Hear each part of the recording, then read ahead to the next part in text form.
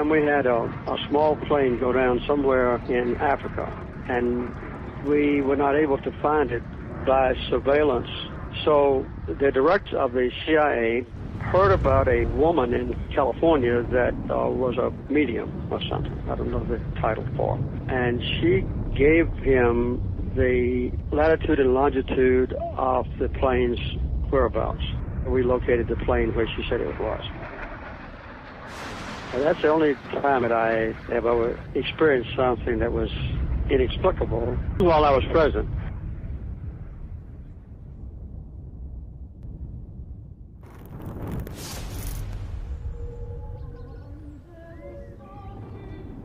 He was the most psychic man in the world, but nobody seems to know what killed him.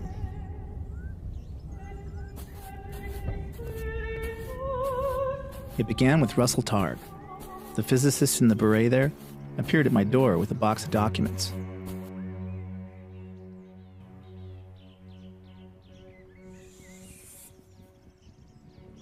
Okay, so this is marker 701. This is where the caretaker told me I should start.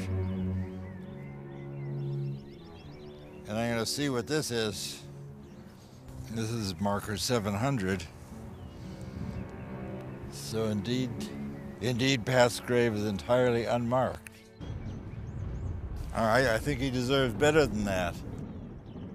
This is probably my last opportunity to say goodbye to my good friend Pat.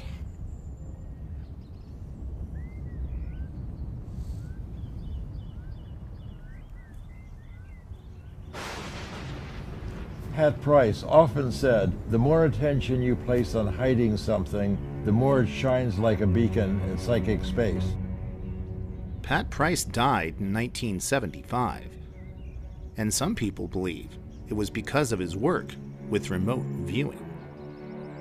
Psychic spies, Cold War whimsy, or secret weapon. Some people may have certain psychic powers. This may reassure you, it may alarm you, but in fact, for some years now, the U.S. intelligence community has wagered a modest amount of money on the possibility that such powers do exist. Such powers do exist.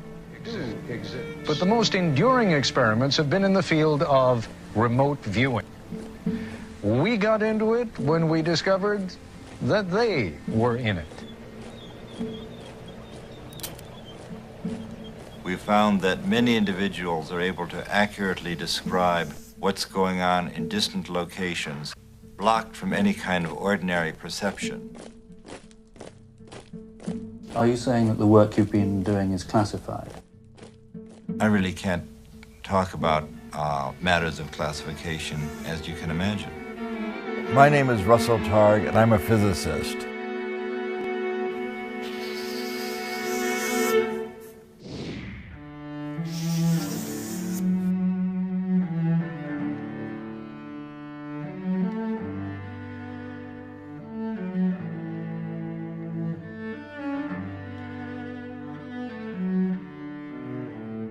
This is our last chance to tell our story.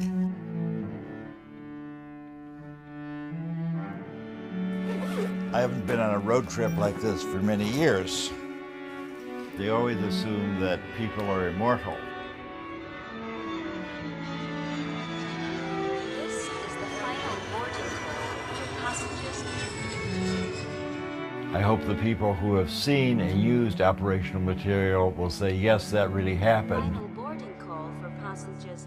A huge trove of material was declassified by the CIA. So this is really the first time that the people who were cognizant of secret material can talk about it.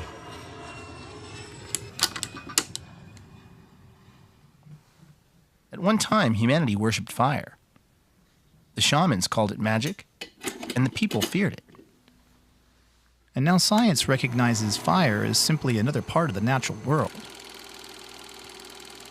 Ideas change based on new evidence. But the fear of the unknown remains. The future, it all looms very large. What if psychic abilities were real? What if you could look anywhere, using only the power of your mind?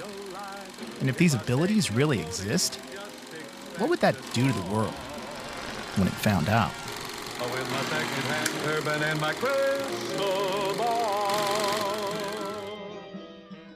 The CIA financed a project in 1975 to develop a new kind of agent who could truly be called a spook. Dad, when you told me that you were interested in using classified materials, that you were eager to get them out, and you were, I was principally concerned for you. And our family, no doubt. No doubt. We received a letter from the CIA and said, sorry, not now, but later. I said, well, Nicholas, I'm just going to publish the book. And I just thought that what could be more important than to help my father, one, get the documents that he was seeking, but also to help make sure that he stayed out of jail. So that all seemed like a very worthwhile enterprise. Yeah, very good thinking. And I then contacted the congresswoman in Palo Alto, and she submitted a letter on your behalf as well. Oh, that's very nice. I didn't know that. Several months later, the CIA released the documents that we had requested, and you were able to tell me the story in full detail. If I taught you to expect a miracle, it's been worthwhile.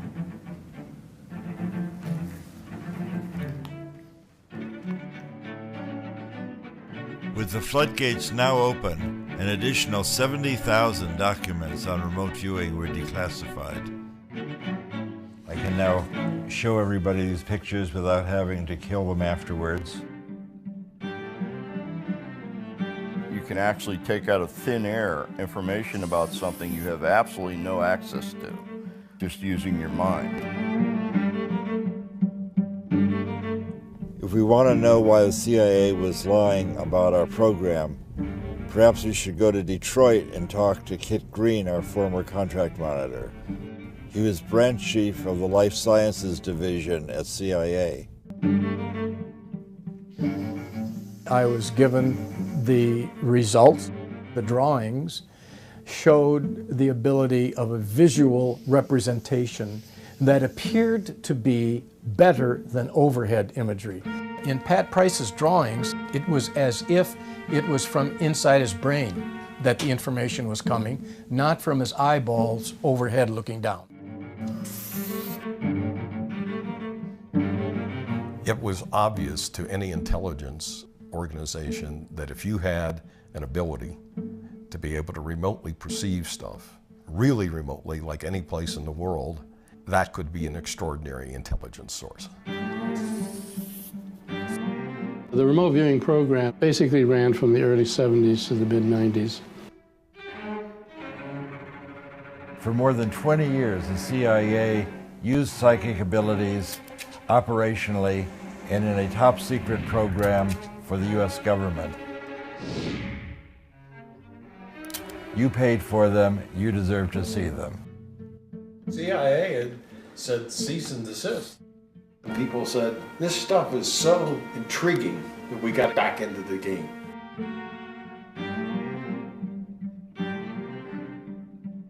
We once found a guy that could see anywhere in the world through his psychic powers. We could show him a picture of any place and he could describe any activity going on there. But he died, and we haven't heard from him since. CIA Director Stansfield Turner, Chicago Tribune, August 1977. So I believe when he died, he was out in Las Vegas or something, and Kit Green rushed out there. Even though he died unattended in a hotel room, you don't need to make it a medical examiner case, although that's not correct. And he was taken to the emergency room, which I visited. Speaking now as a criminologist, I would have investigated the hell out of it.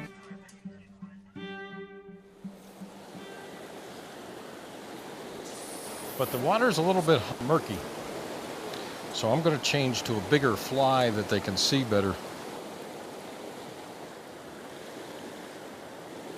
Oh, there we go. We got one. So what do you do with it after you catch it? Catch and release only. The cutthroats are now pretty endangered, so you can't keep them. Where The red is, it's like his throat's been cut. Yeah. Ken Kress was our long-term contract monitor at CIA. He was a physicist. Ken Kress became a mythic figure when he wrote a long paper in Annals of Intelligence describing our program, but he's never come forward. Kress had never been interviewed before this film, and every question we asked had to be submitted for vetting by the CIA. I was undercover. The fact that CIA was even doing anything with SRI was confidential information. So Sid Gottlieb looked around, came up with my name because I was a physicist, and he called me in and he said, well, I'd like you to take over this project. And he said, the reason is there's two physicists at SRI, and I think you three can probably communicate.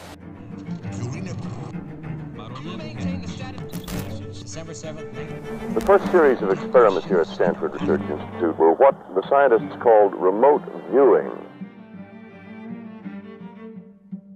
For example, here is a reenactment of one of the first experiments last year. The subject was a New York artist named Ingo Swann. He was in the room. The experimenters, Drs. Harold Putoff and Russell Targ, were driving away in a car.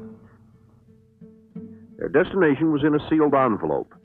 This day it was Palo Alto City Hall. The subject did not know. But back in the room, the subject began sketching and describing where he imagined they might be. Here was the tape recording that he made then. There must be buildings around, and this would be sort of an area enclosed of some sort, a quadrangle or a quad. And then I sort of felt that there might be a fountain around, but I didn't hear any water in it. There is a fountain. That day, it was turned off. Back in the room, the subject sketched a pattern he thought was crosswalks coming together in a circle. In fact, the courtyard is paved in this pattern. The courtyard where they were is 2 miles from the room where the subject was. There had been no communication between them. Somehow or another, Kik Green and Ingo got together, but Kik came up with a report, and he sent this back, circulating through CIA, and eventually got to Sid Gottlieb. Gottlieb was already predisposed to look at psychic phenomena from 10 years ago. As the CIA's sorcerer, Gottlieb attempted to raise assassination to an art form. Out of his labs had come many debilitating potions. We knew who Sid Gottlieb was, the director of the famous MK-Ultra program. This is by 1974. MK-Ultra was the CIA's notorious mind control program in the 1950s and 60s, where they were giving LSD to people to see if you could create a Manchurian candidate and strip away their memories. We considered him sort of the Joseph Mengele of the American side. Mengele, of course, was the notorious Nazi physician who did biological experiments on Jewish prisoners. Gottlieb was not doing that. Gottlieb, of course, is Jewish. He's just torturing other people, independent of race or religion. He's sort of equal opportunity misanthrope. From my point of view, he reminded me of my old Uncle Sid. When he died, he was out in Las Vegas or something. In early 1972, I briefed NASA and the CIA on proposed experiments to help people develop their psychic abilities. Well, Helen and I thought it would be very interesting to meet with Sid Gottlieb. He was enthusiastic about the idea of giving remote viewers LSD as a way of enhancing their psychic abilities. I was opposed to that. Remote viewing requires the person's conscious cooperation, and we explained that to Gottlieb, and he seemed to completely understand. So he led us down into the basement of the Pentagon, and it seemed to us that he was sort of stored in the basement with all of his books. The only really comfortable place we'd ever been in the CIA. So the idea, after talking to Gottlieb, that the decision to give us money to go forward probably had already been made. Reports that the Soviets were using psychics to spy on us prompted us to do the same to them. There was intelligence, hard intelligence. I mean, intelligence that was like really, really good internal program intelligence about what the Soviets were doing in medicine and psychology, that stated that they believed that United States military, United States intelligence officers, and United States scientists would be ripe for recruitment as spies if they were interested in crazy things like psychic research, remote viewing, and parapsychology.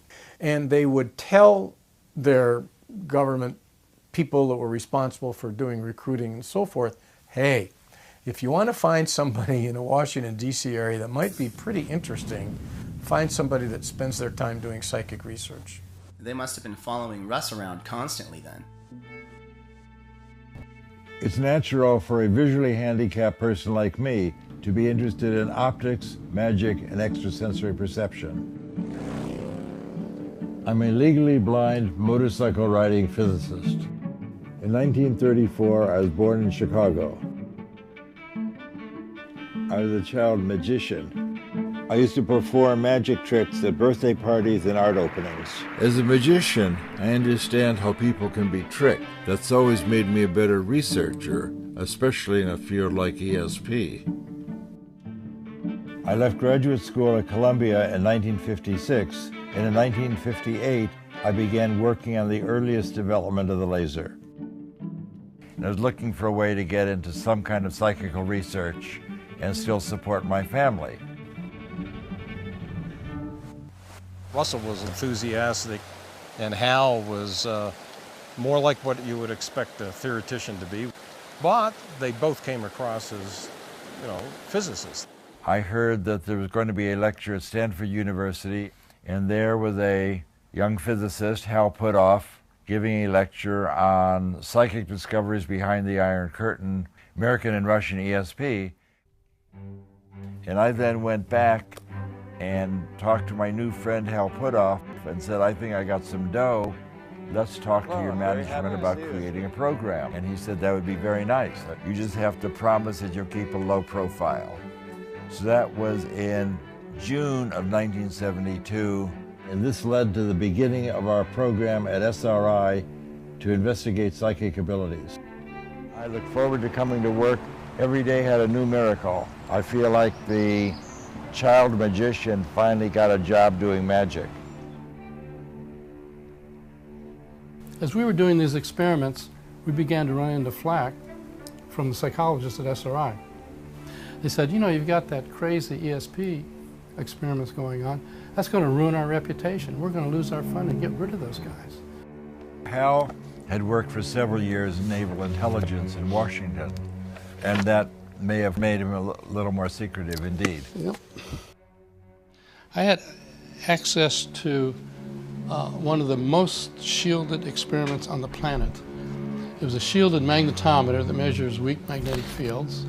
Against his better judgment, Hal snuck his very first subject into a forbidden lab at Stanford. The man claimed to be the greatest psychic in the world, and his name was Ingo Swann. Swann claimed that he could move the needle of an unswayable magnetometer, buried under 30 feet of concrete, with a classified design used to sniff out nuclear explosions. It even had superconducting shielding.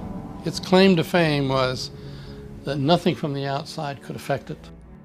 Not only could Ingo perfectly sketch the design, but the needle moved, and nearly got them kicked out of Stanford for breaking the experiment. And that got the attention of the CIA. I asked the CIA agents, why are you looking me up? He says, well, we couldn't care less about the fact that he perturbed that magnetometer, but the fact that he could look through superconducting shielding and see what was inside, that is really a concern. In a way, I can understand other people's response to our work. If someone had come up and told me 4 years ago the kinds of things I'm now telling people, I think I would have been skeptical also. Well, when I first met Ingo, of course, he was coming out with this claim of, quote, being a psychic, and at that time, before I started seeing results, I was very skeptical, and he was very confident. The psychic is a kind of remote sensing device, and that I think has a contribution to make to both science and humanity. To understand Ingo, I think you have to see a creative, highly intelligent, deeply wounded man who found in remote viewing a pathway to the acclaim that he sought. We might do an experiment that looked like a really good outcome, and he would say, no, no, no, this is not so good, and he would come up with some loophole. And so he would say, look, if we take credit for an experiment and then someone can come along later and find some loophole or some false positive, then they'll reject it, and then even when we do good experiments, they'll reject it.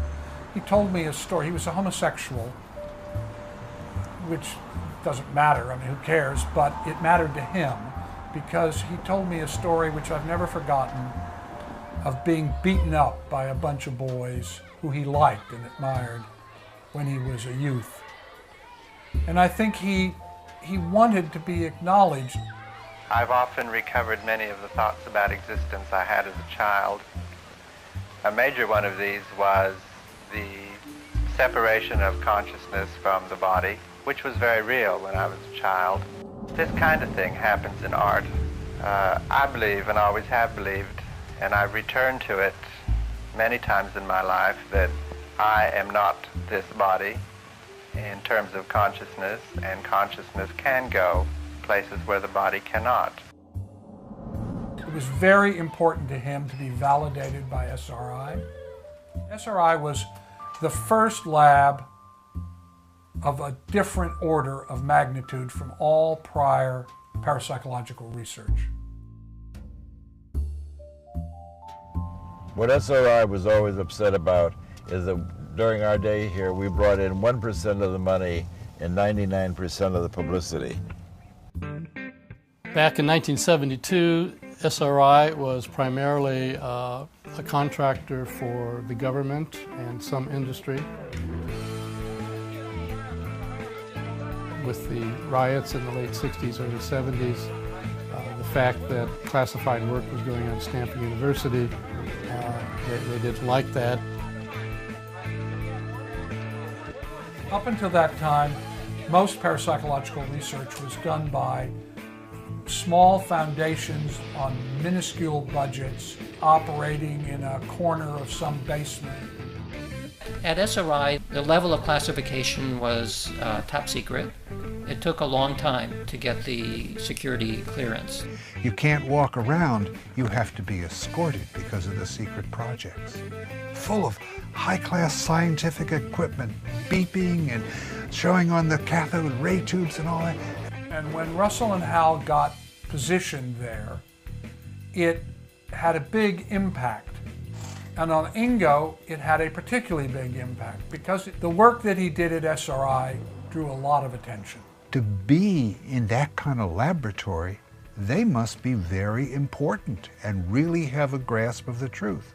So you guys had a psychological procedure, the in the neighborhood thing, as it were, that was fantastic, and I think that's partially why you got such damn good results.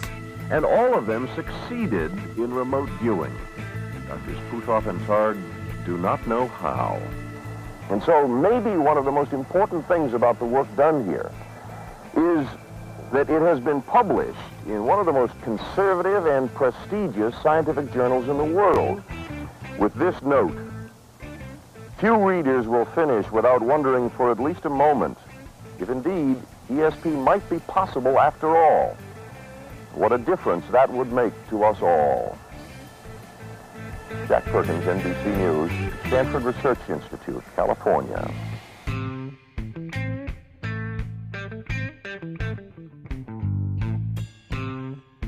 Ingo was really the father of remote viewing in the modern era. Before Ingo, people were describing the picture in the envelope.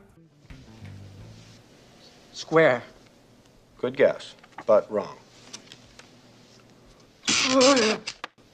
He said, if I want to see what's in the envelope, I'll open the envelope. I can focus my attention anywhere on the planet, give me something interesting to look at. And he threatened to quit.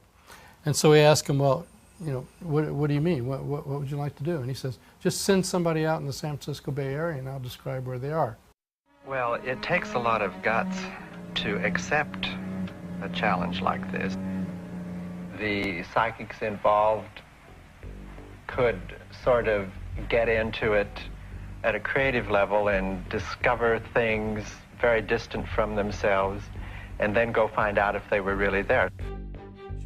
Well, we had, by now, 30 analysts, not scientists, in CIA, and maybe 6 or 7 scientists in CIA talking about these initial dozen or so results of these anecdotal situations. We began by speaking of some kind of almost a psychic arms race here. Is there any real application to this? At that time, there were rumors, certainly, that the government was doing something, but nobody actually knew what was going on.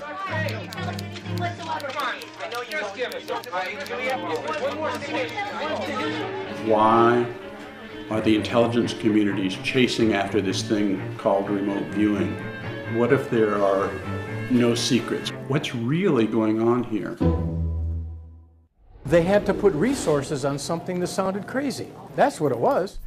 And we would all talk about them and say, well, I know I didn't lie. I know you didn't lie. And we'd get polygraphed once in a while, and it became clear we weren't lying. That wasn't the issue. Well, what's going on? These people from CIA were very concerned. They had one goal in mind, to prove that it was nonsense. Well, we've looked into your background. You've had these high security clearances. You've been polygraphed. We know we can trust you.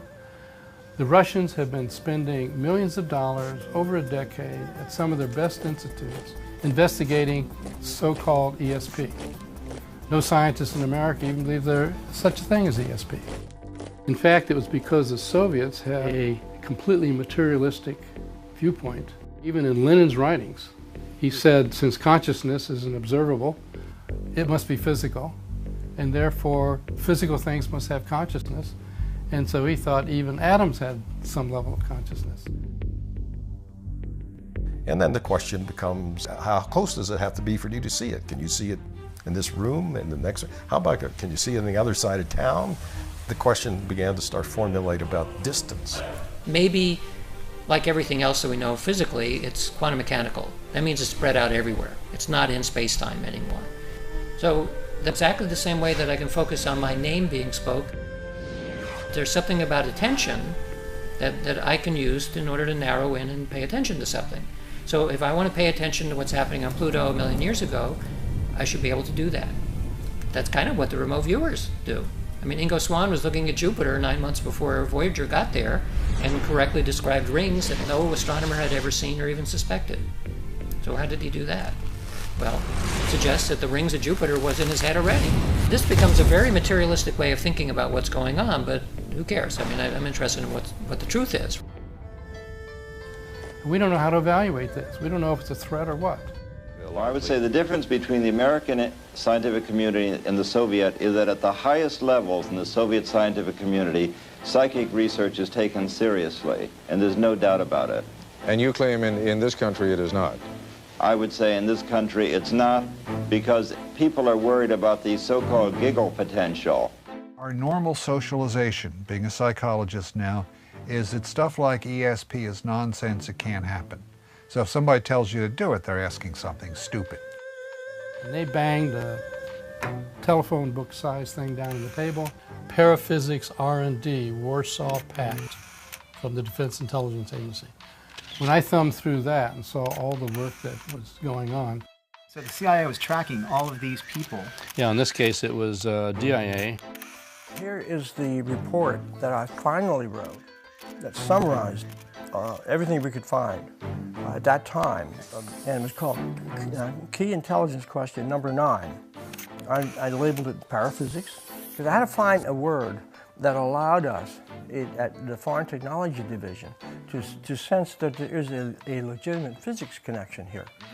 So let's just randomly, like a government support for parapsychics research Paraphysics. Paraphysics. Returning with stories of official government support for such research. In fact, such support seems unquestioned by anyone. All of the Soviet centers, of course, are government funded. 1971. That's right. So especially over there, since everything was government funded, you had to take it more seriously. In principle, this document forms more policy than anything else that goes on in the intelligence community. Why should the intelligence community be interested in it? Access information, in a generic sense. You can use it for communications, like to remote places, submarines, and that came up later. I thought they'd laugh me out of the room. So what was their reaction when you Positive. said that? It was positive. You got a positive reaction? Yes. They said, hey, this is good stuff, follow it. When he wrote his first report, Dale Graff had no idea what he was getting Defense Intelligence into. Despite a series of remote viewing experiments that beat the odds at over 1 million to 1, the CIA was still skeptical. The Army, CIA, DIA, they all had remote viewing programs eventually, but it all began with the NSA break-in. The real operational work began not with the bang of bullets and bombs, but with a whisper. I'm sorry, actually I misdirected you. You were on the right... No, we should be up there. About 2 psychics and 2 laser physicists that broke into the most secret NSA site that ever existed. It was a whisper that would eventually be heard around the world. The CIA had a new secret weapon. There was a hiatus, and then Sugar Grove came along. And somebody says this cockamamie thing, well, now what we're doing is we're doing remote viewing by coordinates. And I say, what? It was codenamed Scan-8. The Scan-8 program was started by Ingo Swann, and in that program, where we were using coordinate remote viewing, a viewer described what was located at any geographical coordinate of latitude and longitude, and would then describe what's there. And they tell me what this is. And I say something like, well, you're going to have to prove that to me. And the door opened at the end of the hallway, and a guy walks out. Could you give me some coordinates, just map coordinates of a place that you know? He says, this will do it. He says, I'm positive you don't know anything about what's there. I said, perfect, perfect, perfect. I took them. And then Kit gave Hal those coordinates that nobody knew about. From Ingo's standpoint, he said this is really a sexy target. It's got all kinds of antennas. Seems like a very hush-hush place, very military, and he drew how things were laid out. The results came back so specific on paper that I was just like, I was kind of nonplussed. It included a diagram, guardhouse, accordion doors that roll up big enough to put a Jeep through, 4 stories below, hallway, cipher lock, and I took it to my colleague Dave, who had given me the coordinates, and I said, here. He said, man, Green, this is nonsense. I said, are you really sure? And he said, man, I gave you the coordinates of the log cabin I just built in West Virginia. So I called up my colleagues and I gave them the results, and I'm sick of it. And just before I hung up, the fellow I was talking to, who I can't name, but whose initials were Russ Targ, said, that's really too bad. It's really too bad. Really too bad. The other guy found the same thing. Early in the SRI program, there had been some publicity, and Pat Price had read about it. That happened to be right when we had been asked to target on the West Virginia site. So it was over the telephone, saying, you know, I used to be maybe police commissioner or something like that in Burbank, and sometimes I would get intuitive flashes about some crime scene that we were working on, and it would turn out I would be right. Maybe I should be a subject. SRI comes up with Pat Price. He had a map on the over his desk, and he had a bunch of pins on the map of the world, and their pins were all stuck in the ocean. And I asked him, I said, Pat, what are all those, pins? They're just scattered all around. He said, oh, I'm following all the nuclear submarines in the world, and I move the pins around and I relocate them. For an intelligence officer, I mean, this would be one of the most fundamental breakthroughs in naval intelligence if you could follow all the submarines in the world. Pat Price was brought in independently to describe the same target location and went on to read documents hidden in the vault 3 floors below the surface. So that's really interesting. Okay, yeah, okay. What did you say? And I drove to the coordinates, and I found the cabin. And 100 meters down the road, I found a dirt road from the cabin. I drove down it, found a guardhouse, found a dish, found the accordion door. This naval installation's purpose is to perform communications research and development for the U.S. Navy, the Department of Defense, and various elements of the U.S. government. I reported that. It got to the Office of Research and Development, it got to the Office of OTS, and there was, a huge controversy. And it started as very small ball.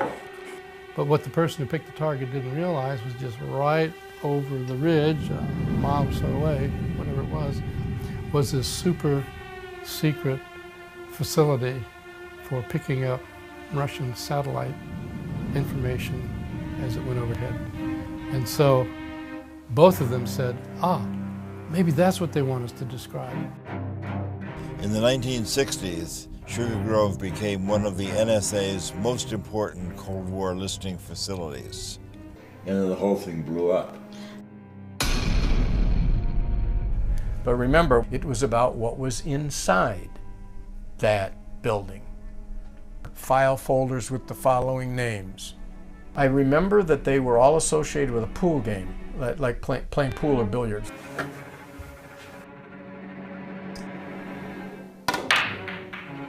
Filing cabinet on the north wall labeled Operation Pool Cue. 4-ball, 8-ball, rack up. I'm saying, this is reminiscent of his visit to the place that Kit took him. Within 48 hours, I had security officers in my office at headquarters. And they were grim-faced and they were upset. And I was told this officially, it's been made public. The filing cabinets were there, they were green, there were file folders, and they had the exact 3 names on the file folders. Now, that was the first thing that was important, is that they were correct. However, those guys out in California got the code names. They got code names that were part of a special access program, not just code names. They got special access program code names which were classified top secret. The names were classified top secret. We were then descended upon by all the law enforcement of the United States. We had government agencies from NSA and CIA coming to visit us and find out why the CIA had targeted a group of psychics to go spying on the NSA. So I didn't know whether to be sick to my stomach or what to do. So it wasn't just Kit Green, it was the owners of this site. And some of it, like some of the names that I told you, turned out to be accurate. And so, the first concern, a security leak. Somebody has let this information out. If I was director of intelligence or even the president, and I was briefed on what you just told me about those code words, I would think that this was either a propaganda thing, or I would think that there's a guy who could probably look inside a nuclear missile silo and give me the launch codes. And that guy is really important, and potentially dangerous. It's either a hoax, or it's real. I know. Now, if you're asking me where I sit, it's in the latter. You know, what really is going on here? Do we have a counterintelligence issue where people can do this sort of stuff against us? And of course the other side of it is, hey, can we do it against somebody else? How would it be if we spent half of our time on operational targets for the CIA and half of our time doing research? And he said, I understand what you want to do, that would be fair. Everybody knew that there had to be some foundational science or this stuff would never be accepted. Stanford Research Institute has been conducting an experimental program in the field of psychoenergetic effect. I had Hal and Russ bring Uri Geller to me, who was supposedly one of the psychokinetic people who could take and bend spoons and do other magic kind of things with materials. And we had an experiment set up. 15 drawings were placed in double-sealed envelopes in a safe for which none of the experimenters had the combination. This is Geller's representation of what he believed was sealed in the envelope. This is the most off-target of the drawings that he did. As you can see, he is quite elated about getting the right answer. Hey, this is real. Don't you try to debunk this, because it is scientifically proven. And I can tell you the agency did a little background check on Uri and found that he might be working for some other government, shall we say. And so he was just dropped. There were security concerns. The worry was that there was national security information that could be gathered. What he said was that he mushed his head into a safe, and these words popped into his mind. When a CIA analyst reads this and says, what? Does that mean if I have a document on my desk that I consider highly sensitive and classified, that there could be some Russian psychic 1,000 miles away reproducing what I'm looking at? Suddenly the lights came on, and we had CIA money and fresh support for our research. Our CIA handlers warned us to be wary of bugs, phone taps, and even honeypots. Bring these personal problems to me. We could see anywhere, and they had unlimited resources to back up our claims. We even had a degree of fame among those in the know. It was like a dream come true.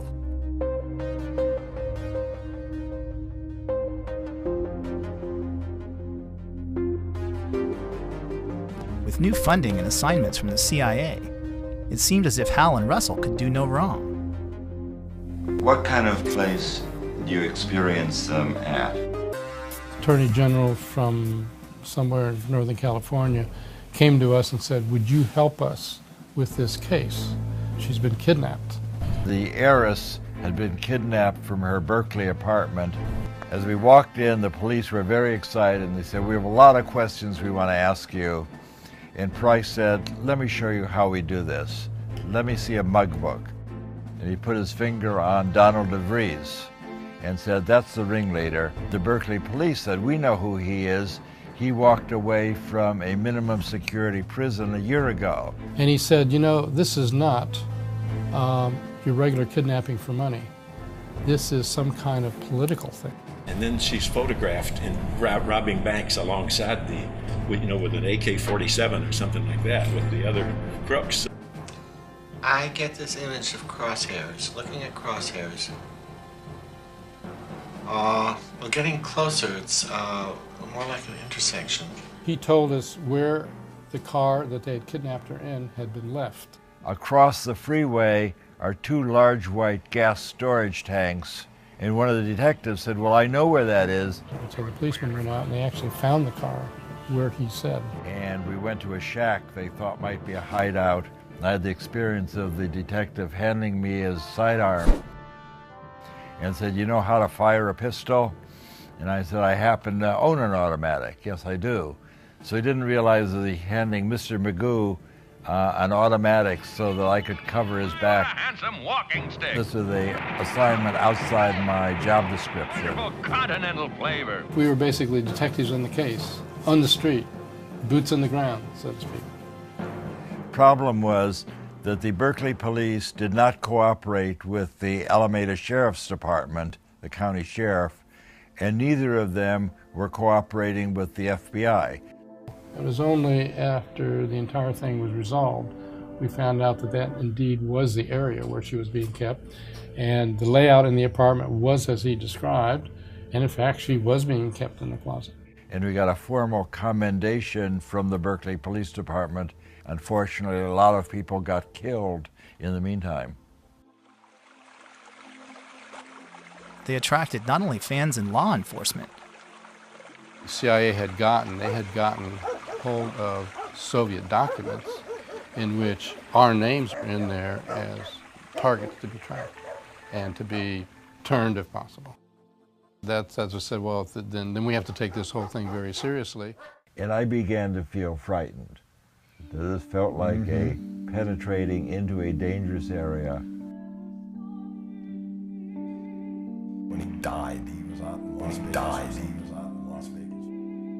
Medical circumstances would admit to a coronary and would admit to what he said he was suffering from, which was poisoning. Particularly, he said, a food poisoning.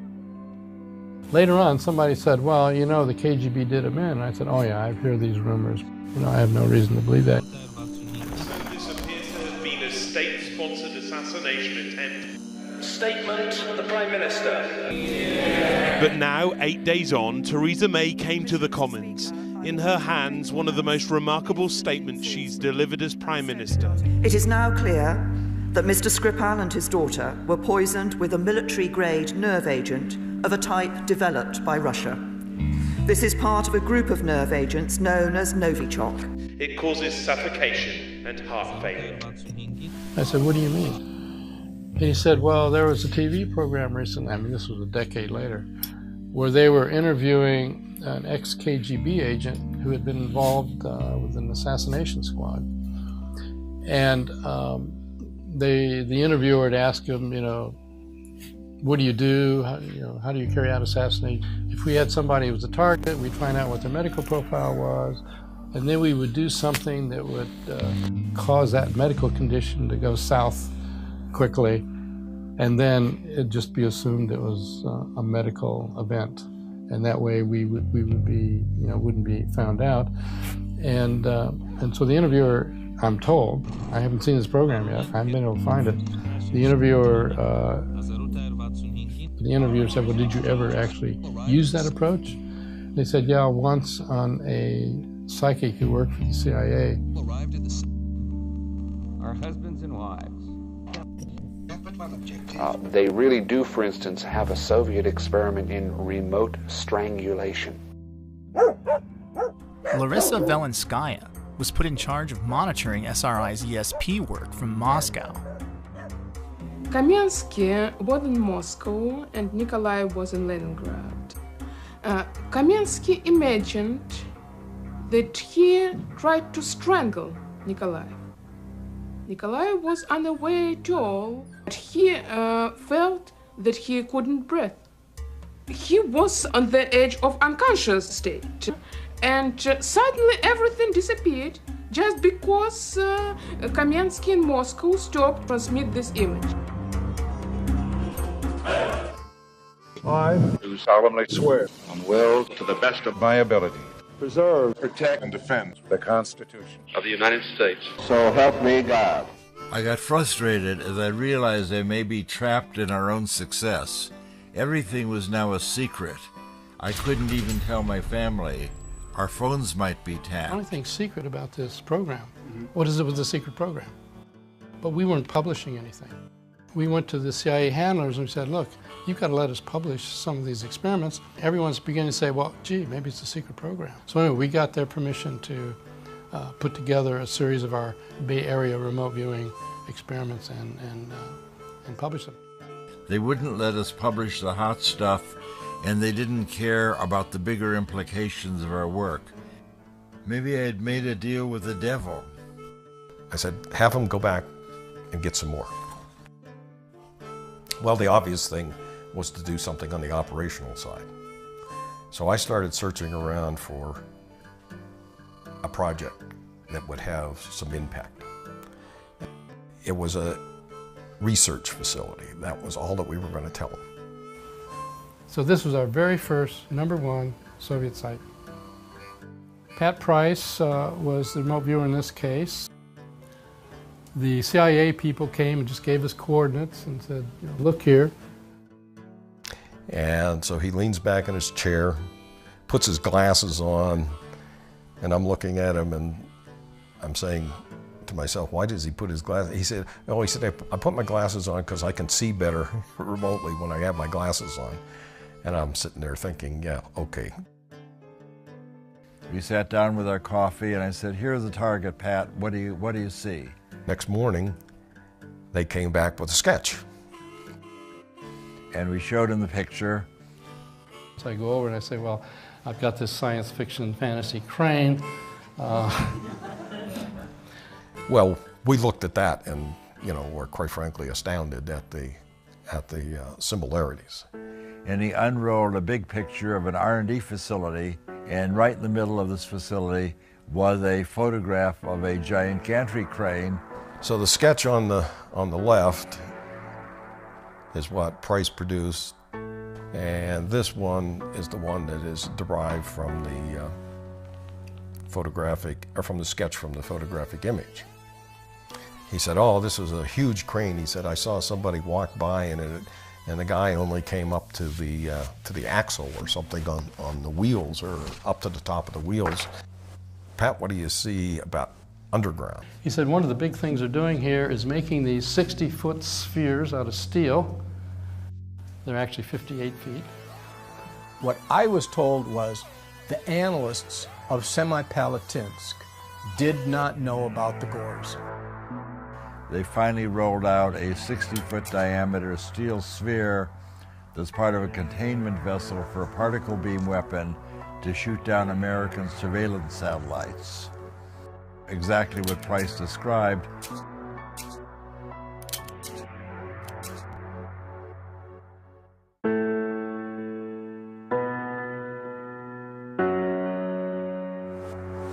The end game is this big review occurs. All operations-oriented testing from a contractor like SRI should stop. So in other words, CIA's decision was because of security concerns, they were going to cut out SRI and work with Pat directly. So they did so. The CIA moved Pat Price to a farm in the outskirts of Washington. He was doing day-to-day spying for the CIA. We've broken into some foreign embassies in foreign countries, and we bugged them. And we have the operational files. So what we did is we got Pat Price and we brought one of the people who had made this entry into the room with Pat. So we gave him a photograph of the outside of the building, but the goal of those operational people was to find the code room of the embassy and basically bug it.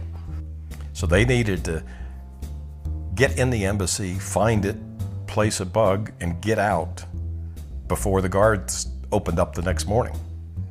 He supposedly located the physical place in the embassy that was the code room area. So, according to the operations guy, yeah, he found the place and they should use him again. He was inside the code room.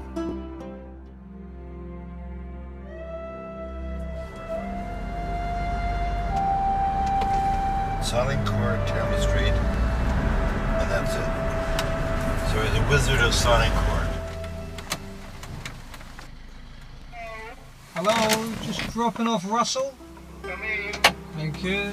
Uri Geller knows a lot about code rooms. Uri says he spent a long time working for Mossad, so perhaps he knows what happened to Pat Price as well. If you can tell me, what was the meeting about? What were you doing in the secret room in the Capitol. Okay, they actually... They must have been briefing somebody. Yes, actually they were 10, there are probably 2 or 3 shielded rooms, different levels, but it's actually in the Capitol dome, the shielded room. It is a room where no eavesdropping can take place because the walls are leaded, etc., all kinds of materials, even the plugs are different, and you know, it can also be a wine cellar. So while doing secret work, that's fine. You can drink wine and get drunk. Okay. Well, I wanted to, it's a shielded room with a perfect conversation. Yes. I want to talk to you about the death of Pat Price. And Pat comes in with his description of an underwater sabotage training facility several kilometers away from the seacoast. And this information was passed on to the Libyan desk.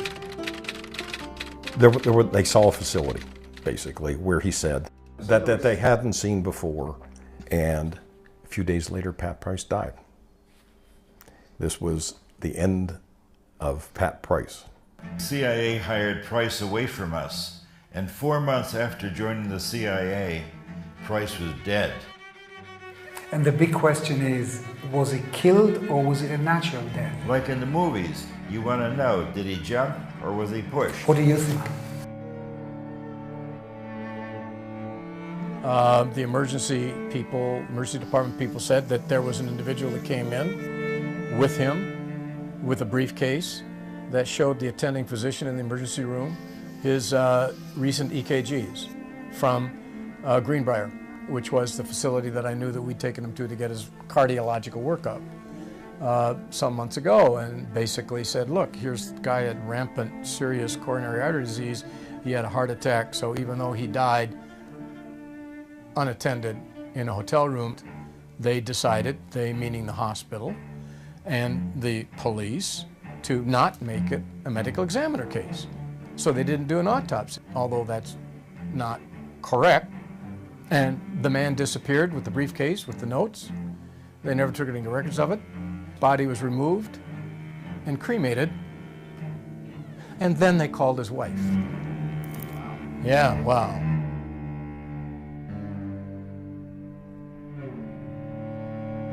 Price was known to have a heart condition, and he may have had a heart attack. That's it. Next. The Russians may have killed him. And the third.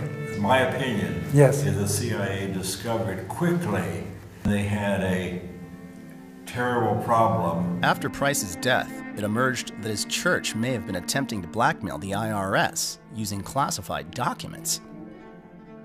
There's a file cabinet that's got a folder full of this stuff in it. This church had a problem with the government. He would go back to his church officials and immediately give them a debriefing of everything that he said and everything that I said. Here, the guy who was walking on water was a traitor. I do not think he was a spy for his church. You know, I was shocked and devastated because I had no idea about this. If he walks into the president's office and reads a nuclear code, if it turns out that Superman is a double agent, what do you do?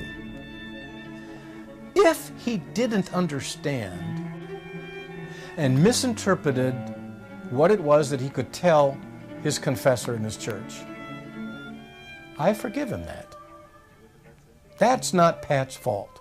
Knowing intelligence, knowing what's happening around the world, and having worked for certain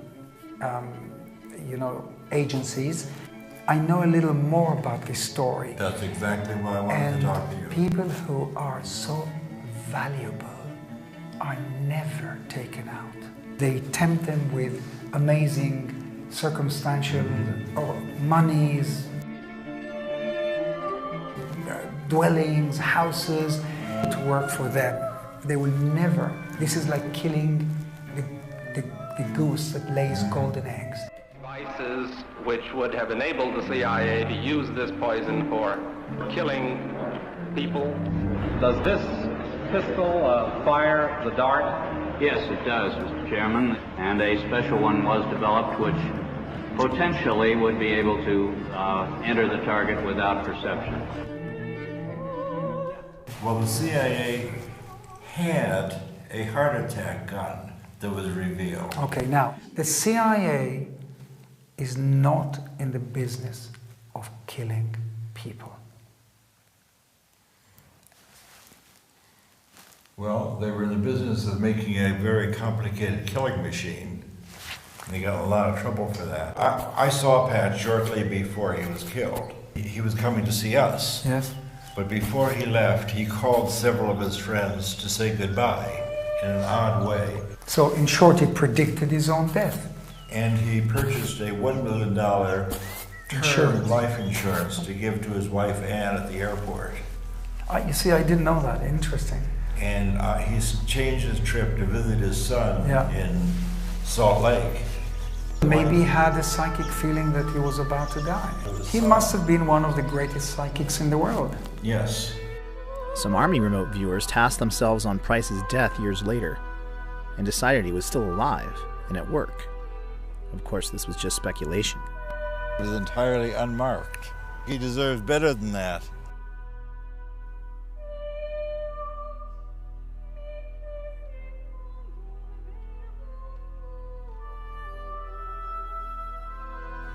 Shortly after that, Hal and I were called back to Washington for an investigation.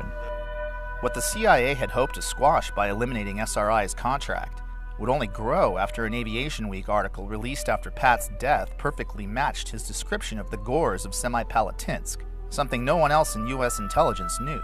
This shook the halls of power and set into motion new fears about Russian psychic spies. The question is, why?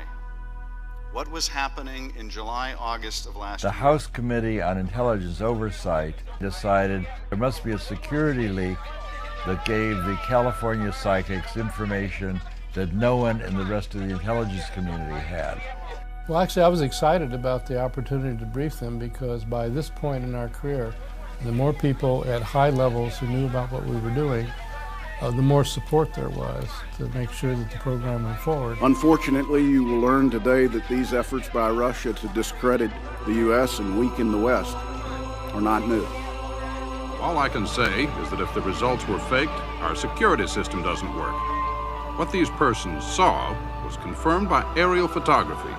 There's no way they could have been faked. There are 4 senators out there fighting to keep it going. What's next? Are we looking at a new Iron Curtain descending across Eastern Europe? And we were supported for another decade.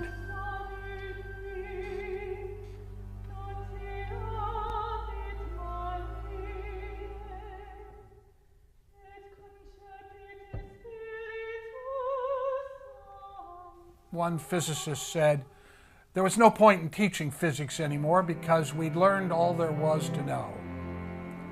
And now we look back and realize that what we thought we knew was the tiniest fragment. Although the CIA publicly denigrated the idea of remote viewing and claimed to end interest in the subject after the death of Pat Price, SRI's rising profile led to partnerships with every single branch of the intelligence community. Defense Intelligence Agency took on a contract with the U.S. Army in 1978. It begins. But this being the Army, it really starts with drill, naturally. Over 3,000 troops in Fort Meade, Maryland, were screened by Army intelligence to find the top 6 that would spearhead the program. That first day in the company. These were grunts, regular guys. Vietnam vets picked because they had a knack for avoiding landmines. And the CIA didn't like it. It caused leaks. The most decorated was Remote Viewer 001, Chief Warrant Officer Joe McMonagle. The Stanford Art Museum was Joe McMonagle's first ever remote viewing. We then did 5 more trials with him. Altogether, we did 36 trials with the 6 Army volunteers. Out of the 36 trials, these officers were able to get 19 first-place matches, where one would expect only 6 by chance. The odds of such an excellent result is better than 1 in a million. Joe got the Legion of Merit. That is a very big deal. It is the 2nd highest non-combatant award that the military gives. He has done more live-to-tape remote viewings than anybody else alive. He lives at the top of the mountain where every great prophet lives.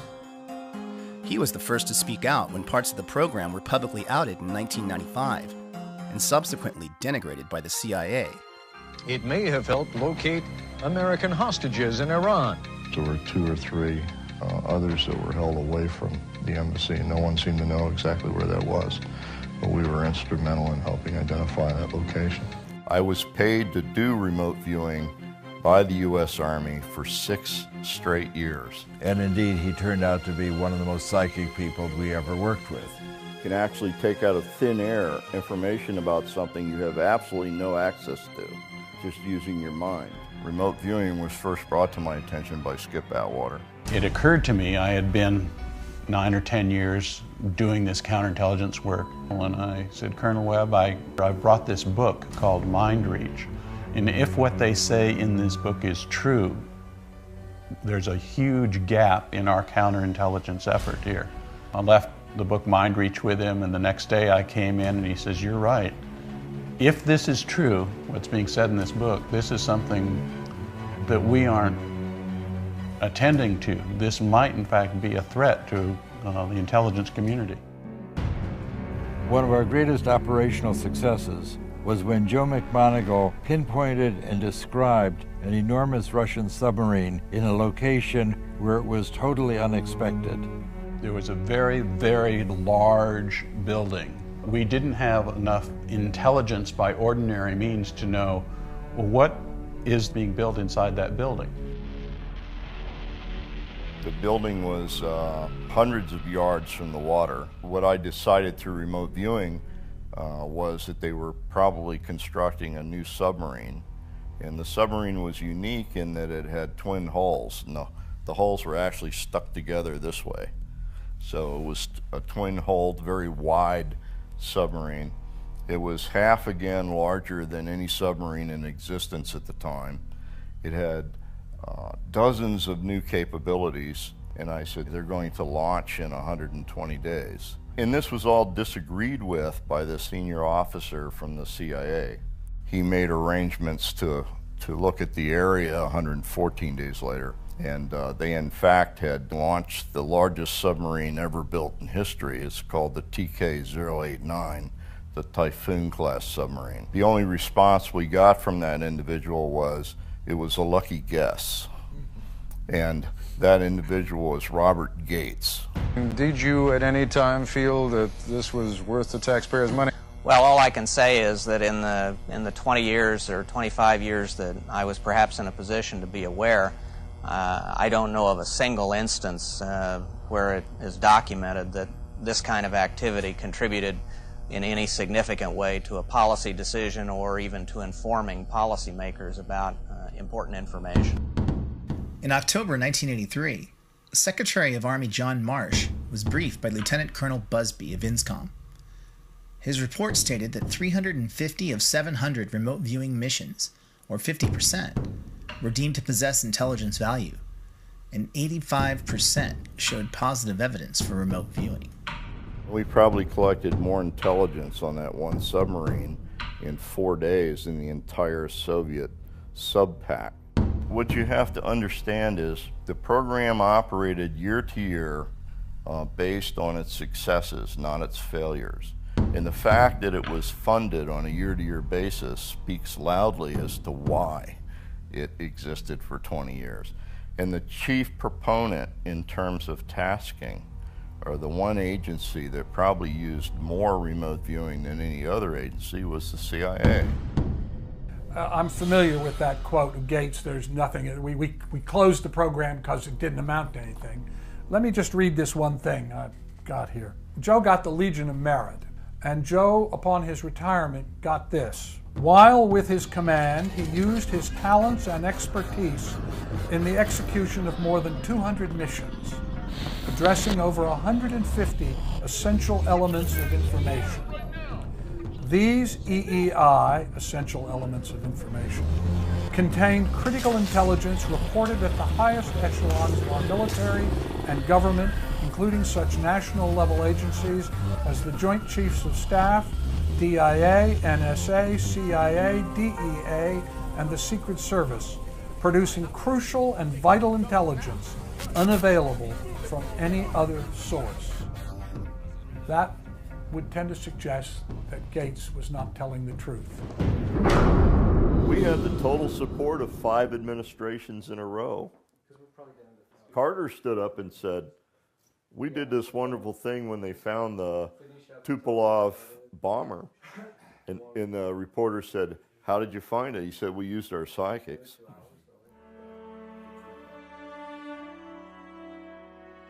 We're on our way to see President Carter and talk with him about our mission to find a downed Russian bomber in Zaire. We helped him pull that Soviet bomber out of the jungle before the Soviets could find it. Let's see if he'll acknowledge that, as he did in his recent autobiography. One time we had a small plane go down somewhere in Africa, and we needed very much to find out where that plane had crashed. And we were not able to find it by surveillance. So the director of the CIA heard about a woman in California that was a medium or something. I don't know the title for. And she gave him the latitude and longitude of the plane's whereabouts. We located the plane where she said it was. Now, that's the only time that I have ever experienced something that was inexplicable while I was present. One evening I'm called into the office. I was working late. I said, we understand that you have some people that can find things. I said, yeah, I have the SRI contract. There are people on staff there. So they said, well, this is really a top secret, burn before reading kind of project. Here's a picture of an airplane that's missing, and how can we get into Africa and get to the airplane before the Soviets get there? It was a defector. He just took the airplane south until he thought it ran out of fuel, and he punched out, and the airplane kept going. But it still had fuel. Now, that's why they couldn't find it. It wasn't there. I said, well, that's because you're looking in the wrong place. Look over here. Because by this time, an entire intelligence community was involved. She drew this. So I took the sketch. This is a sketch. And I handed it to the search team. And so I'm looking at this huge map. And it's 200 miles this way, 200 miles down. So she looks at that map and goes up to the map and says, well, over here, here's where it is. The X, where the pin went into the map. And they sent a helicopter out to investigate the area. And shortly after they landed, a native comes out of the jungle carrying a piece of metal. And it turned out it was from the airplane that crashed and was within about a mile of where it was, where the actual site was. All the information was in the field before the airplane was found. And the CIA did a special check on that to make sure, and so did NSA, to make sure that my story did hold water. The information was there before we knew where it was. The woman who drew the sketch, referenced by Dale and President Carter, was an Air Force officer. She and an SRI remote viewer, also crucial to the case's success, have never come forward. The research out of SRI showed that remote viewing had no predictable scientific limits, or even theories to explain it. As the team racked up success after success, higher and higher up the chain of command, the question was asked, how can any of this even be possible? I said, well, we've done this remote viewing experiment, and the results are very significant. He said, one of those guys is blind, and the other one's crazy. Now, the perfect team for examining psychic abilities. That's what I thought. Oh boy. There's of course no way to deal with people who don't want to know. A storm starts brewing, and we get a new director of Office of Research and Development. He could not accept the reality of paranormal activity. He said he knew that this was not real. And a guy in the back of the room jumped up and said, I know what this is. Somebody's taking notes to see which of us are gullible. Well, whoever's taking notes, I want you to know, I'm not buying any of this. And he marched out. A week later, I came back and I said, did you evaluate it? Can you tell me what you thought about it? And he said, no, I didn't evaluate it. And he said, I'm not going to. And I said, what? We're fundamentalists. There may be something to it, but it may be demonic. We don't have anything to do with this. You are working with people who are in league with the devil, and you're part of the Antichrist movement. And I picked up the data and walked out. And deniers who think there is no consciousness beyond our skulls are a powerful force in American society. Are anti-science because they do not respect or accept facts. They are people whose worldview is based on faith of a very particular kind and belief in dogma.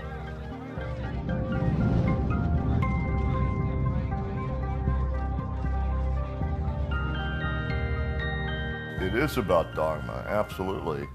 From a religious standpoint all the way down to, I mean, people that are afraid of it, which is half the people on the planet, so damaging. I had a senior senator in camera, in a meeting in camera, stand up and say, "You, sir, are doing the work of the devil, and you will burn in the fires of hell," and walk out. That's a senior lawmaker. And then in the same meeting, when we broke for coffee, I had another senior lawmaker hug me and whisper in my ear, "You're doing God's work, son." Now, which one scares you the worst? I think psi research is important because it's an essential part of reality which science hasn't yet taken note of. Furthermore, there's a lot of misconception around people just assuming without any proof that there's no such thing. It's just a piece of dogma, and science should not be about dogma. How many people say they've witnessed things that do not fit within a materialistic paradigm, and then they're told you're deluded because your experience doesn't conform to our dogma? This is so fundamentally anti-scientific, it's utterly appalling. So once again, this troubled me because I love science and I respect this tremendous evolution of science for the last 400 years. But when people speaking with the authority of science say, for example, that all experiences can only be functions of the brain, and if you have any experiences that cannot be explained within a materialistic paradigm, you're deluded, then this is dehumanizing, arrogant, pompous, and closed-minded, and those terms should never come in the same paragraph of defining and explaining science.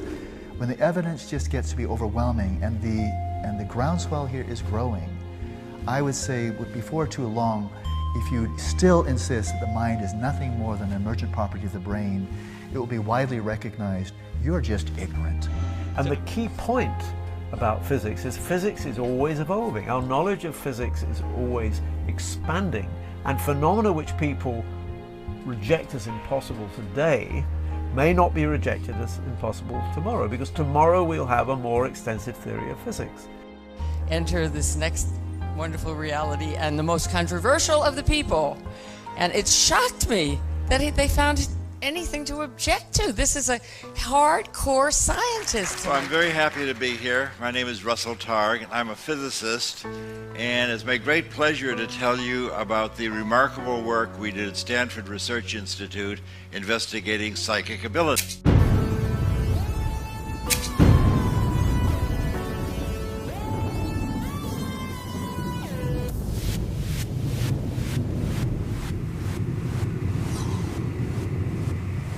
I had a small Wikipedia biographical page.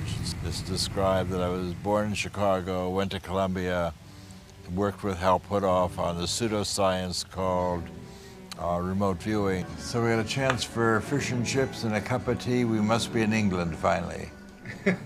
That's right. There's a time when I was ill and I didn't want my biography to be that one-dimensional. So I wrote in that I had been a pioneer in the development of the laser and published many, many papers in lasers. And the Wikipedia masters kept erasing all my laser papers. They said to me, people are not interested in your laser work. We just want to know about your work with the pseudoscience. And I said, well, Most of my life has been spent with lasers, and they wouldn't allow me to do that. They banned me from Wikipedia. And finally, I got the help of Brian Josephson, and it was only through Josephson's intercession that I got to bring my biography up to speed. Do you think that consciousness is built into quantum theory? This, of course, is extremely heretical, but fortunately I not only got tenure, but I've retired, so I don't need to worry about being a heretic. Sorry, I'm not with you exactly. Sorry. Anyway, what are these taking your picture? Yes. You're being interviewed, are you? Or? Well, I was, yes. Fun? I was, yes. You were? Yeah. Okay. Anyway, well, what's it to do with? I mean... it's really about some research work. What? Research work, yeah. Research stuff? Yes. Okay. So you're okay. able finally to tell the complete truth. Well, actually, people would probably not contemplate getting rid of a Nobel Prize winner, so I had more or less had freedom in what I could do. Funding was a different matter. They actually told certain people, we'll fund you if you work with anybody other than Josephson. Stop! Will you tell these fools I'm not crazy? Make them listen to me before it's too late! By and large, the critics who've been interested enough in our work to come to our laboratory, we have asked them to take part in experiments and experience remote viewing themselves, which is often very accurate indeed. One of the biggest skeptics was Undersecretary of Defense Walter LaBerge, who kept hearing leaks about the mad scientists of Menlo Park. So he decided to pay a visit in his Air Force helicopter, landing on the SRI campus lawn and causing quite the dust-up to Hal and Russ's low profile. Although he thought it ridiculous, LaBerge allowed himself to become a subject, and despite no prior psychic experience, he correctly and in great detail imagined where his attaché was hiding. He then became one of the team's biggest supporters, along with other senators, congressmen, and generals who dropped in on the lab and got similar results. It was becoming apparent that this was a common ability, but how could they show that when it was all secret? Their first clue to how common intuitive abilities are came when a remote viewer didn't show up for work. So I had a chance to go to San Jose, Costa Rica, center of a mountainous country. And then each day, a remote viewer back in Menlo Park, California, would describe where I am. Well, on a particular day, I had a chance to do a trick. I got an airplane, I flew out, and I landed at an island that belonged to Colombia. It also turned out that on that day, the remote viewer didn't show up. So Russell decided, well, okay, I'll do the remote viewing. What can I do? So Russell's trying to suppress this data, but it just keeps coming in. He says, okay, well, I guess I'm wrong. I mean, no reason to be in an airport. And not only that, I see ocean at the end of the runway. And I know there's, ocean is miles away in San Jose, Costa Rica. Well, in fact, that's exactly where I was because I'd taken this little side trip. Did you actually take that picture, or is that a standard picture? Somebody else took the picture who, when we had this data, they went out and took it from the same angle. Showing that even a scientist can do good remote viewing. This led to a request from their CIA handlers to bring in someone with absolutely no psychic ability to get a baseline against their best. That didn't work out so well. She was statistically the best results they ever had, even better than the infamous Pat Price. We were asked to bring in somebody who was willing to be a control person for the program. And I chose to work with Hella Hamid, who's an old friend of the family. She promised me she had never done ESP experiments before, and she would be very happy to be part of our program. This is a remote viewing experiment with Russ Targ and Hella Hamid. Today is Friday, October 11th, 1974. It's 20 minutes to 4 in the afternoon. Russ Targ and Hella Hamid are in the first floor laboratory at SRI. Hal has left SRI. He will select a randomly chosen destination. I was looking up at this structure that must be 3-4 stories high. A weird zigzag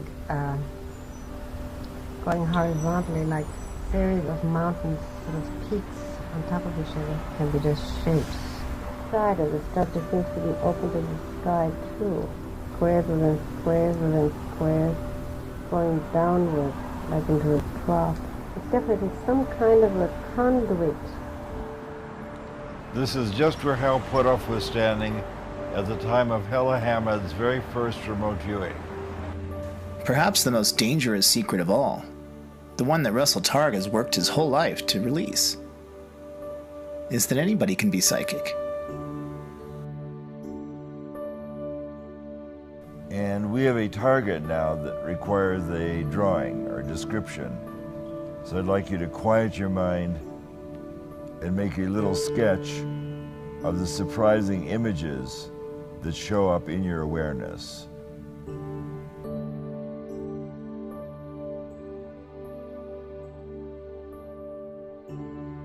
want to get on paper the shape and the form pertaining to Paul's location. You have Paul and Cynthia in a bright green dress, located at some interesting place.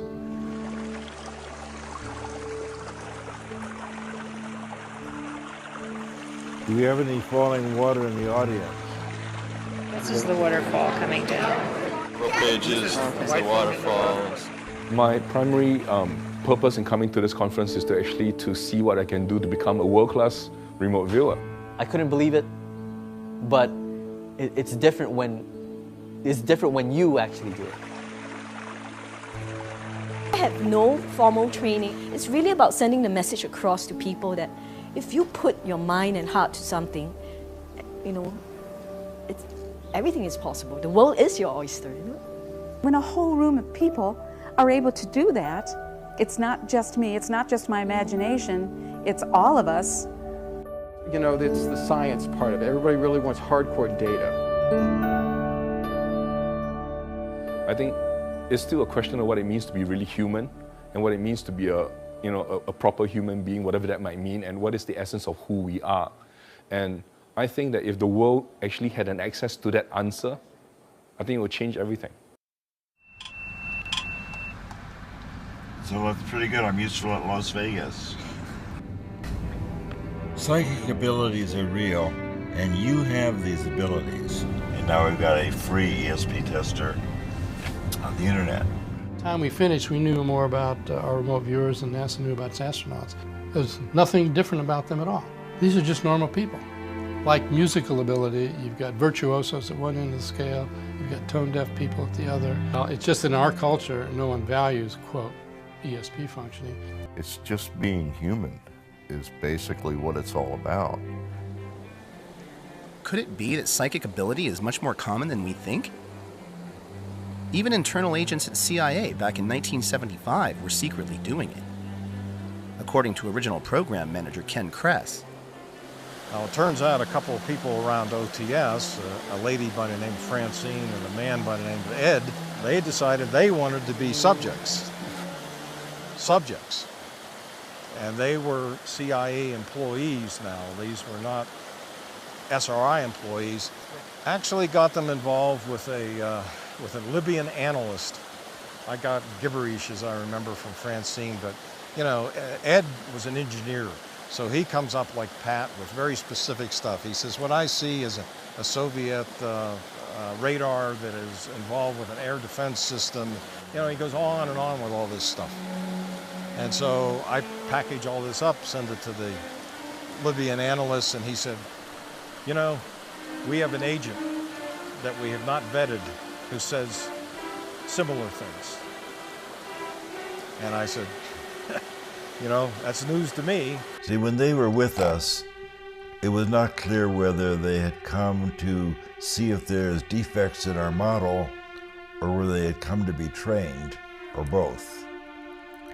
Yeah, well, there may have been a slight subterfuge, shall we say, in that I might have sent them out there as evaluators, and they may have been motivated as participants. By 1981, the program had become more and more operational. The government was less and less interested in research. I wanted to be free of all this secrecy. Which, from a scientific standpoint, was not so good. But on the other hand, of course, from the funding standpoint, can't complain. And I brought that to our contracting officer, and he said, Russ, you know we're not doing research anymore. And I said, well, we look at this, we think about what we're doing. He said, I'm not paid to think, I'm paid to find out what DIA wants you to do and then see that you do it. I was heartbroken. Hal and Ingo were more secretive than ever, and now Ingo was in charge of the Army psychics and had made the program so complicated that only he could teach it. And I got a note from my partner Hal questioning whether I was really making a contribution to the program. What the most interesting data at SRI pointed to was exactly why Russell wanted to leave. It was a secret so big, he felt that if the general public could truly get it, it might bring enemies together, and it might even change the world. Russell was kind of the idea man, was always kind of pushing the bad scientist type of thing, where he actually looked the part to some degree.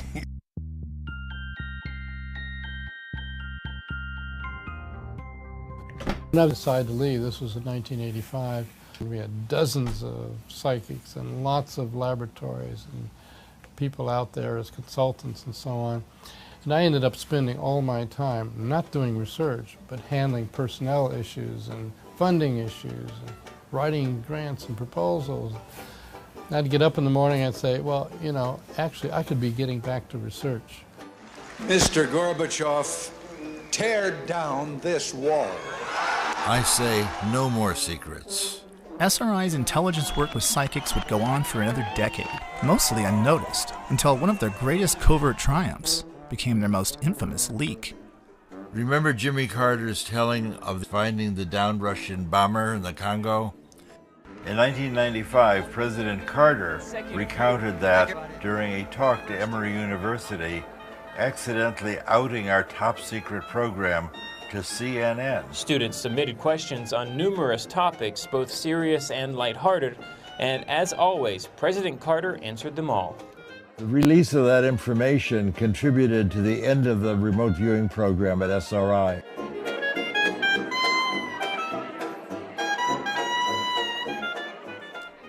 After Russell and Hal left the program, it continued under Ed May, but eventually it confronted the giggle factor. So I would ask the intelligence community to watch what we do for the next few years. And the CIA had publicly derided the Army-run program, and in the end, they were asked to take it on again. It's a pretty low priority for the intelligence community, and it's better done on the outside. Instead, they commissioned a third-party report to, quote, see if it had been valuable to operational intelligence. And that's our report for tonight.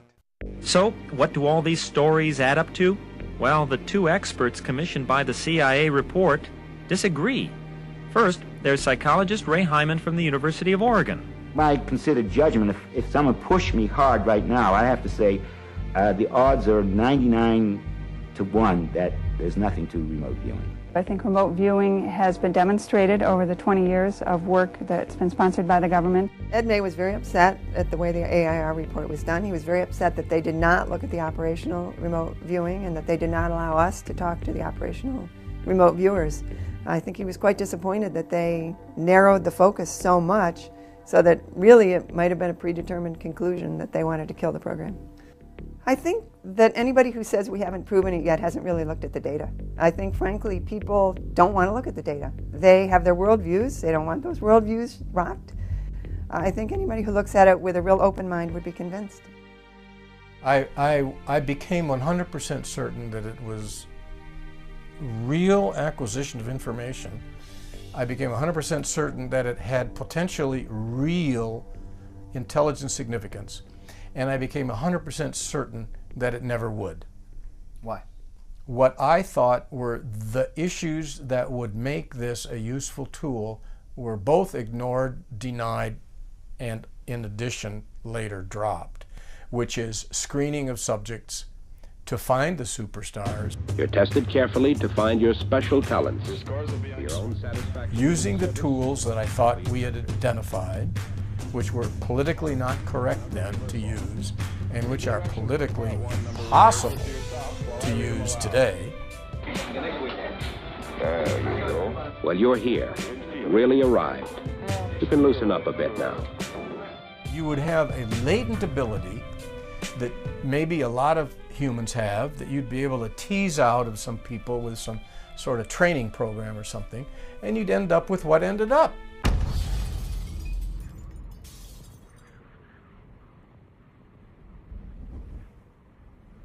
After we did our report, a few months later, maybe a year later, I received a phone call from somebody who worked high up in the government, and he wanted to know if this was for real. And I said, I stand by what I wrote in the report. And he said, well, I'm going to see if I can get access to the operational work. He called me back and he said he got access to it, none of the boxes had been opened. Jessica's the president of the American Statistical Society, and she says by the numbers, remote viewing has a higher efficacy than aspirin. What was the CIA trying so hard to hide that they wouldn't even allow their best data to be seen? And why did the CIA dislike those regular Joe Army guys so much? We had the total support of 5 administrations in a row. 5 straight administrations supported us, Russell. Privately.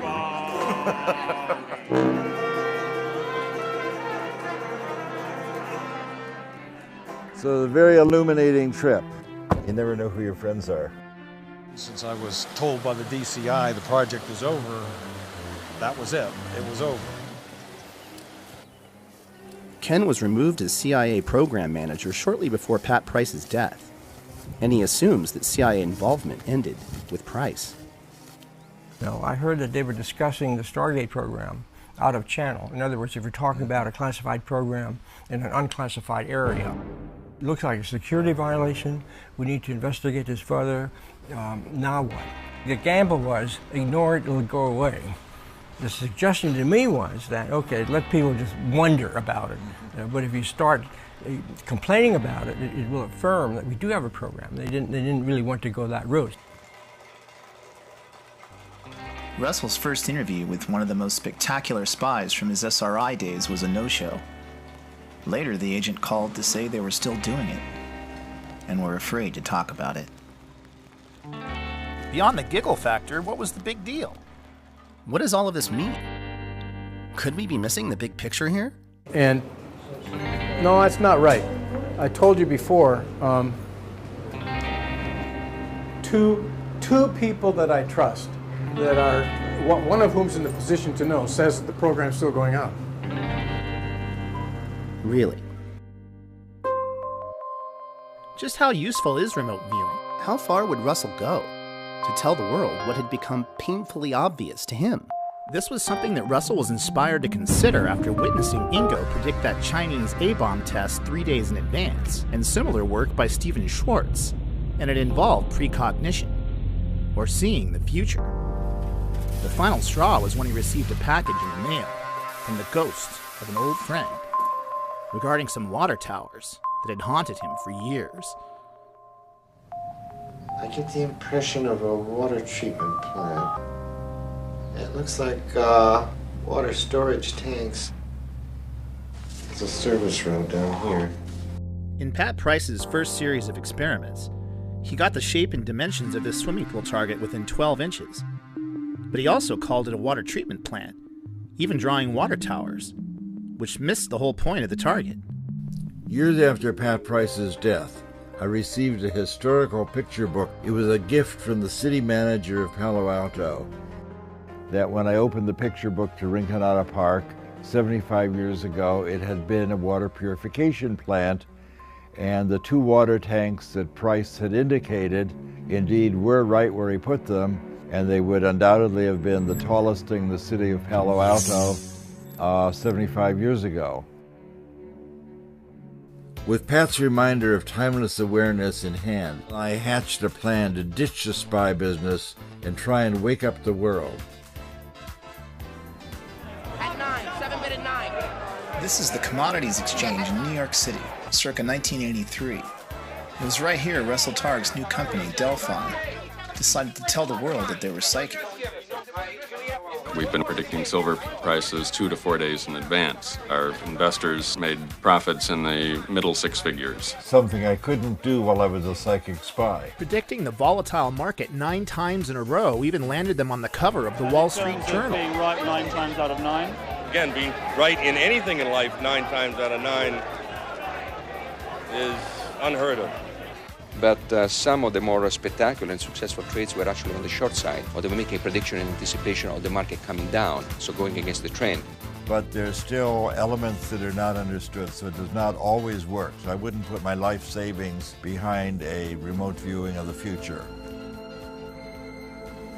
Investor demands and the weight of their own success led to the second round not doing as well. Money dried up, and the skeptics pounced. Russell would have to go even farther to prove his point about ESP. A lot farther.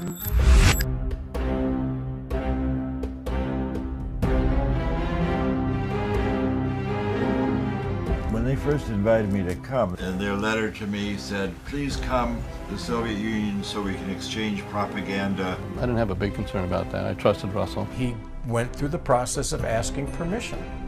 I assumed that. I'm actually quite confident of that, because had he not done so, he would be in jail.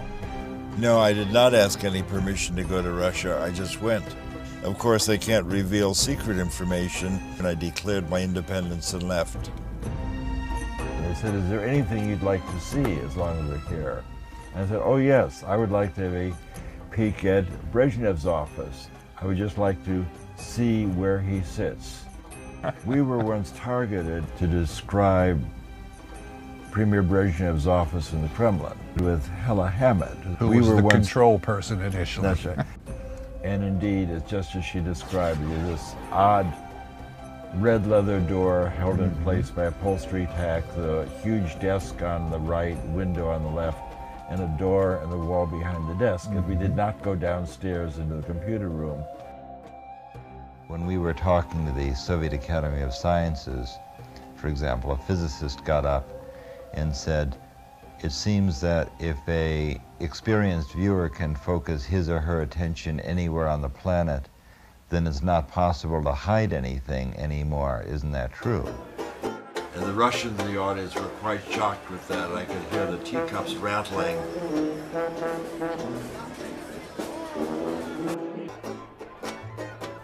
The very idea of secrets is not our true nature. Openness is. 40 years ago, I stood in this exact place. I don't think anyone really expected Russian and American scientists to work together.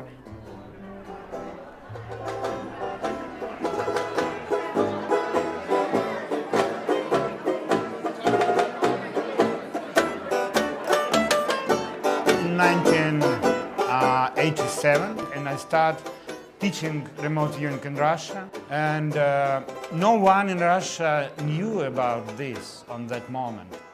Yuri is one of the Russian psychologists that Russell met during his travels. And now, he's come out of the cold and brought some friends. And I decided to go to United States of America to take training from Russell Targ for the first. It was first for Russell Targ.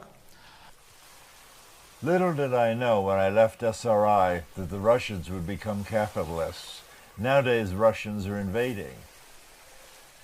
Having watched the end of the Soviet Union as a cadet at West Point and then fast forwarding to today, I'm a little bit lost. Now, Russian people are very enthusiastic about remote viewing. Да, в России я преподаю дистанционное видение, и у меня компания, мы делаем прогнозы и предсказания на спортивные события. На сегодняшний день точность предсказаний в районе 75-80%. В России за эту точность очень хорошо платят.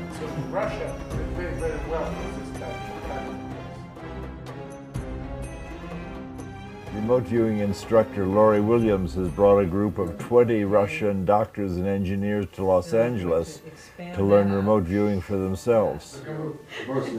So the event she was asking about had already occurred. So the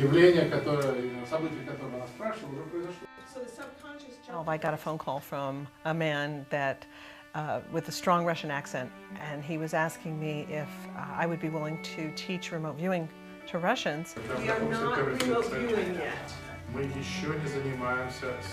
And so when he called and said, why don't we do something in Los Angeles, then it just sort of grew from there. We started planning this about a year ago, this class in Los Angeles. So.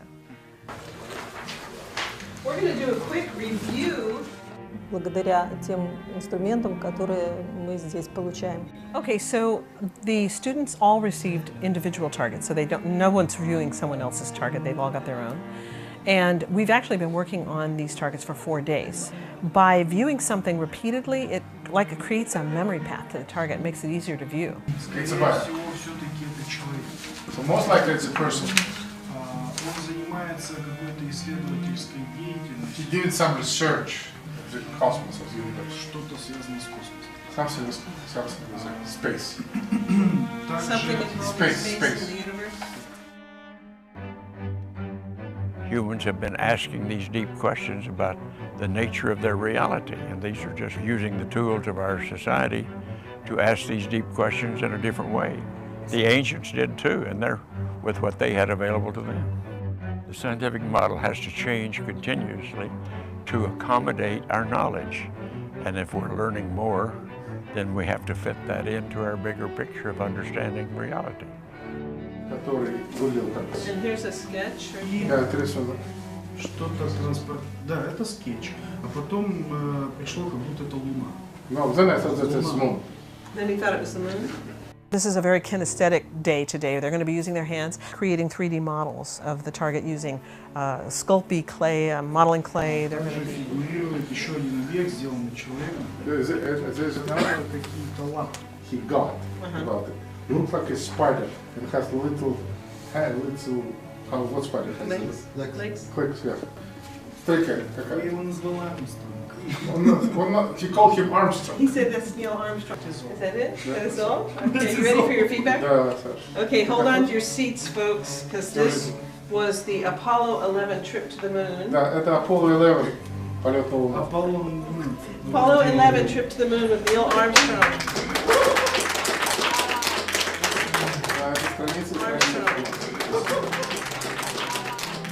Now that's truly what we refer to as a holy shit moment.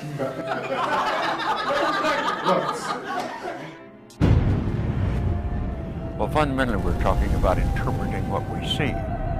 And I think all of us, for centuries, and certainly all the astronauts that have been off the planet and look back at Earth, we kind of call it the big picture effect of seeing things in a new perspective, seeing Earth in the perspective of being in the heavens, and that we're just a small part of this huge universe that we're in.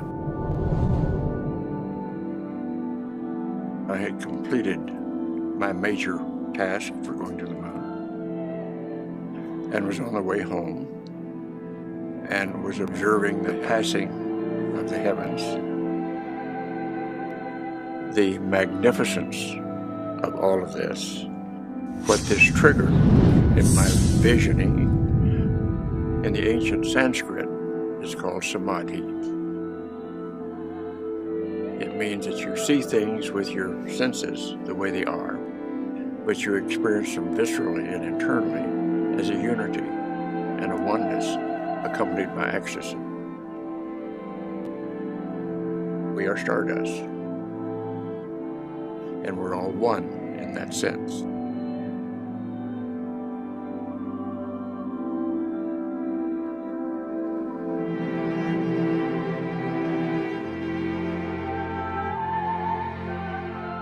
In other words, instead of just serving self, what it tends to help you do is to realize you're a part of a larger reality and to serve that larger reality in a proper way.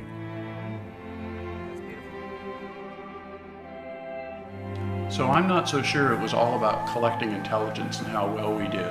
The evolution of consciousness itself is expanding. Consciousness itself can evolve, and I believe that's probably towards what I call empathy. The main idea from all of our research is that there is no separation, especially no separation in consciousness. More than machinery, we need our humanity. If the world were to accept this research, we would have to recognize that we are not isolated within our brains. We would have to recognize that we live in the earth, not on the earth. We live embedded in the biosphere of earth, and that all consciousness is interconnected and interrelated. And that's why we can transmit the power of love, the power of healing. Maybe it's very subliminal, but it definitely exists. I came across this and said, you know, there's a lot of people who think you're nuts, but you know, hang on, and maybe you're not. We should always be open to our imagination, because once in a while, some of the imaginations will come true. So I think it's time to close up and move on.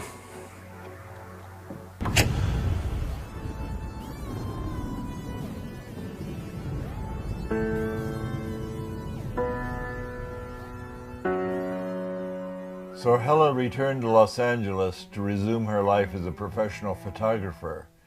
She died of cancer in 1992. But not before she uncovered the lost temple of Alexandria, Egypt, with Stephen Schwartz and the Egyptian government. They placed the first stake within 12 inches of where it had been buried for thousands of years, and put the skeptics to rest, at least for that day. She was given no information beyond the general hilltop location.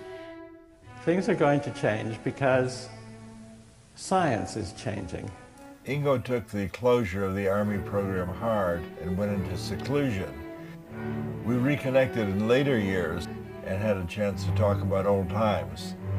I'm going to talk about the future because I think that we're far too much trapped in the past.